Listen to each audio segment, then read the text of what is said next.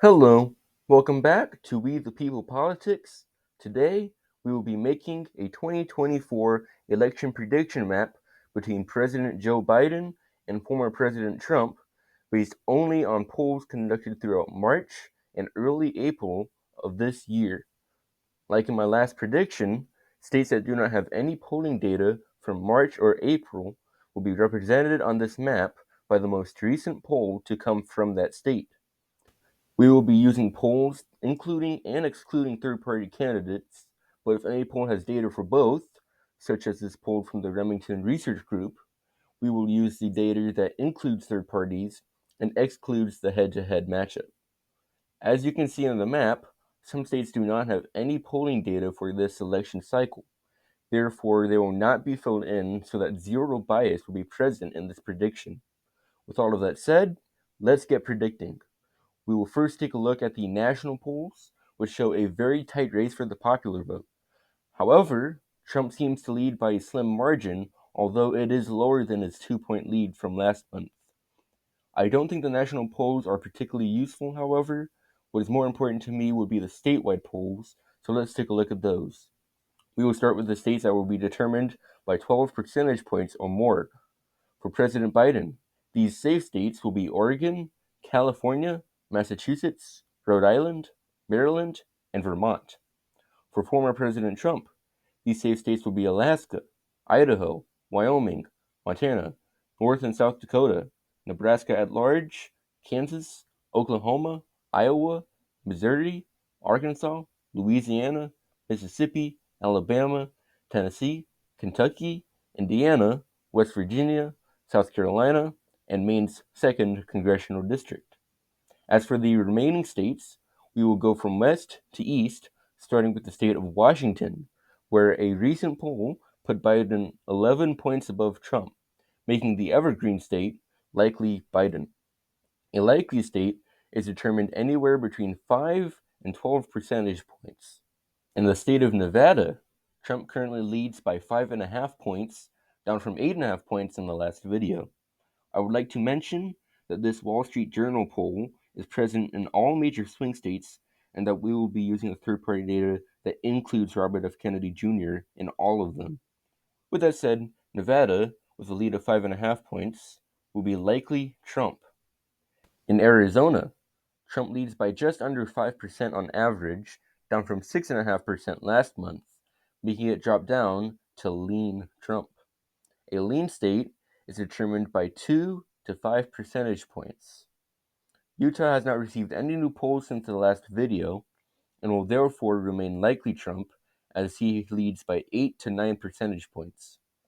Moving right on over to the state of Colorado, Biden currently leads by an average of about 7 points, up from 4 points from last month, making it likely Biden. Unfortunately, there haven't been any new polls in New Mexico, not since August, and it's really unfortunate because I think it'd be one of the closest states come November. But as of the most recent poll, Biden leads by 6 percentage points, making it likely Biden. In the great state of Texas, the Donald leads by 10 points on average, up about 1 point from last month, making it likely Trump. Moving up to Minnesota, a recent Survey USA poll suggests that it will be very close. However, a poll from way back in March and February brings the average to Biden plus 5, down from 6 last month, making Minnesota barely likely Biden. Moving to its neighbor of Wisconsin, Trump currently leads in the polls by an average of 2 percentage points, down from 4 points in the last video. That will make Wisconsin barely lean Trump. There have not been any polls in Illinois since October, unfortunately. The most recent poll from Emerson College has Biden up by 10%, meaning that Illinois continues to be likely Biden. In the state of Michigan, the state that I consider to be the most important state in this election, Trump leads by just under 3%, down from 6% in the last video, making Michigan lean Trump. We have a lot of polls in Ohio from March, with Trump leading by an average of just under 11%, about the same as last month, making Ohio likely Trump. Next, let us move down to Florida, where we have new polling data that has Trump winning by 6 and 7%, down from 11% in December. This will make Florida likely Trump. Up in the state of Georgia, Trump leads by an average of just under 5%, down from 8% last month, barely demoting it to lean Trump. In the state of North Carolina, Trump leads by just under 6%, 5 points below his 11-point margin last month, making it likely Trump. Virginia does not have any new polls. It does have 2 polls from both February and March that have Biden up by 5 and 6%, so we will say that Virginia is likely Biden.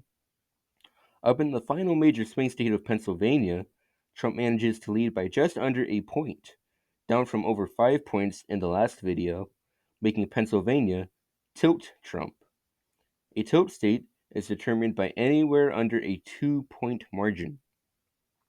We have great news. We now have polling data from New Jersey, and this really surprises me. Biden leads Trump by only 5%, including third parties, making New Jersey just barely likely Biden. Up in New York, we do not have any polling data for the Empire State from March or April, so we were using the most recent Siena College poll that has Biden leading by 10%, making it likely Biden.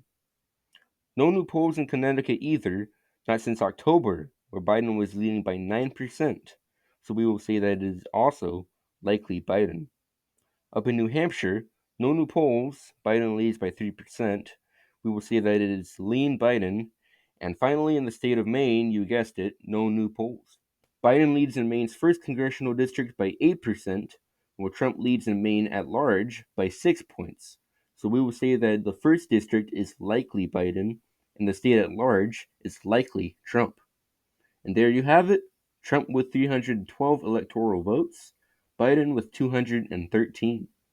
Although he hasn't taken any of Trump's states, Biden has slightly improved overall, especially in the southeastern region of the country.